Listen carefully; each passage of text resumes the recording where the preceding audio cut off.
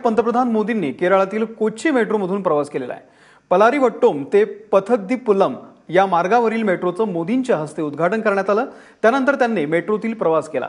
कोच्चीतल्या metro प्रवासावेळी मोदींसोबत केंद्रीय नगर विकास मंत्री वेंकय्या नायडू, केरळाचे मुख्यमंत्री पिनराई विजयन आणि सगळ्यात महत्त्वाचे मेट्रोमन ई श्रीधरन सुद्धा यावेळी उपस्थित होते। दरम्यान आज कोच्ची मेट्रोच्या उद्घाटनावेळी पंतप्रधान नरेंद्र मोदींसोबत मेट्रोमॅन ई श्रीधरन हे उपस्थित होते। विशेष म्हणजे हे ई श्रीधरन यांच्या नावाला एनडीएतून विशेष पसंती देण्यात येते आणि त्यामुळेच आजच्या कार्यक्रमात ई श्रीधरन यांना व्हीआयपीचा दर्जा दिल्याचं सुद्धा पाहायला मिळतंय।